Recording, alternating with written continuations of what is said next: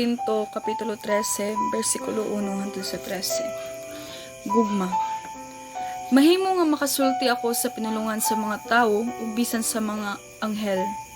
Apan kun wala ako'y gugma, samara ako sa saba nga agong ug sa piyang-piyang nga nagtagingting.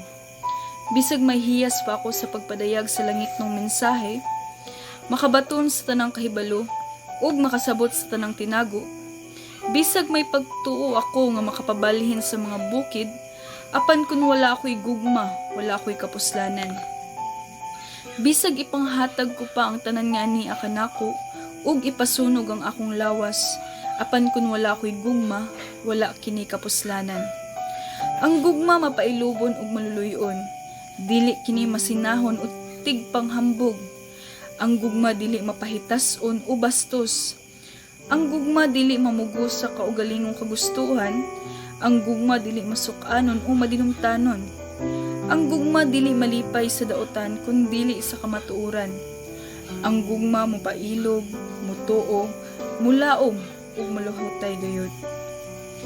Ang mga pagpadayag sa langit ng mensahe lumalabay lamang. Ang mga hiya sa pagsultig lahi nga pinulungan mawala ug ang kahibalo mahanaw. Apan ang gugma dili gayud matapos. Kaya ang atong kaalang ug ang atong pagpadayag sa mga langit ng mensahe dili hingpit. Apan kun ang hingpit moabot na, kadtong dili hingpit mawala. Sa bata pa ako, ang akong sinultihan pagbati ug panghuna-huna binata. Apan karon nga hamtong na ako, dili na ako magbinata.